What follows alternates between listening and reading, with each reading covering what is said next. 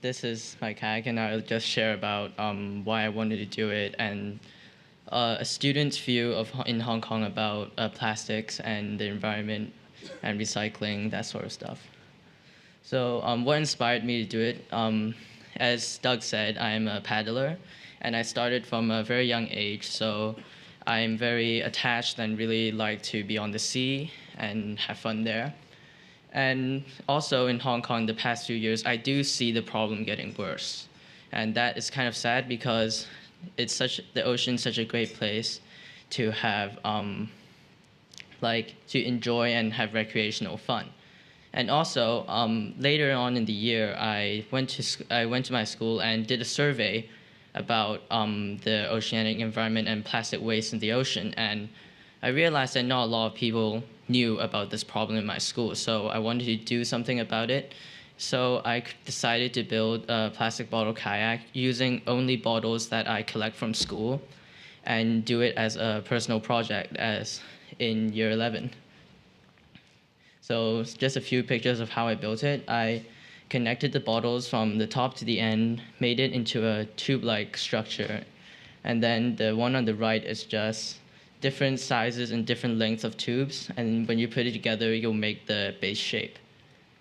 And then afterwards, just continue the same methods, and then just stack them on top of each other. Then at the end, this is similar, but then I made a few changes to this, to the final kayak yesterday, because it was a little broken after I tried it. So this is pictures taken before I made the changes.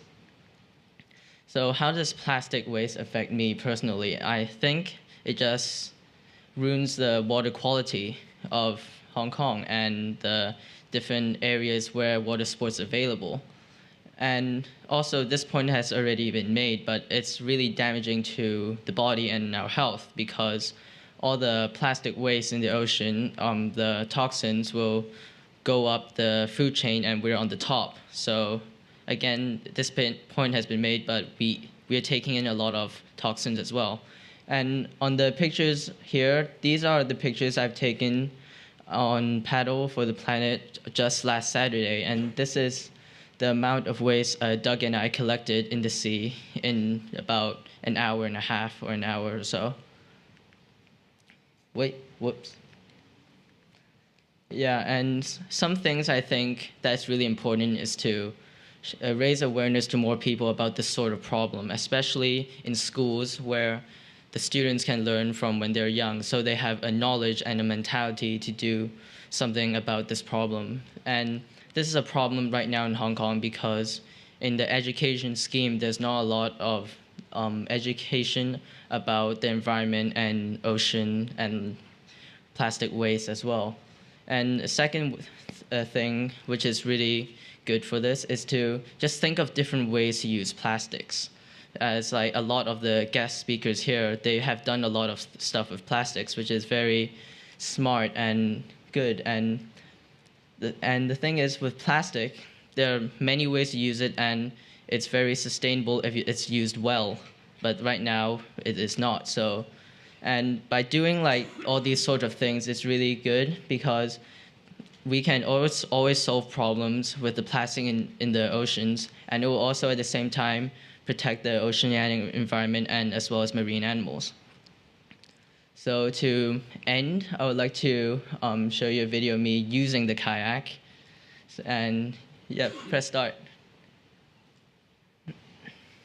Yeah, and here it's just me getting on. I do fall off. It's the first time. Yeah, yeah, I do fall off. Yeah, but then after some time, I do get on and I just try paddling it. You see here, I don't try and paddle fast because it's water bottles and it's kind of scary when you hear the bottles like cracking. Like I always feel like I'm just going to fall off, but I have a lot of fun doing it. So thank you, and I really enjoyed it. Thank you for listening to me. Anyone have a question for Ryan up here? Anyone, quick question for Ryan? In the back, shout. I'm a school teacher, and I spend my life trying to I'm a school teacher in Hong Kong, and I spent my life trying to get students like yourself interested, involved in environmental projects, and I find it incredibly difficult to get them to really understand what the issues are. So, as you are a student, it'd be great to hear from you what it is teachers could do to try to inspire students more, to get them to really understand what the problems are in Hong Kong, how they can become more involved in taking care of our environment. I think a simple way to do it is just to let the students experience it, because I experience it, I see it all the time, I see this problem. And for a lot of students in Hong Kong, they don't really get a chance to see it for themselves, because most of the students in Hong Kong don't go in the sea or in the water a lot.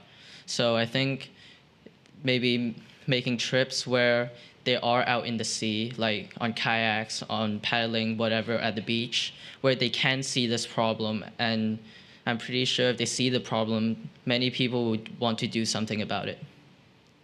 Wow. Big hand for Ryan. Superstar. This guy gets the first graduate degree in the PMA today, or the MPA, the Masters in Plasticity Ambassadorship. Thanks a lot, Ryan. Okay. That's great. Next panel. Yeah, we probably should take this off and let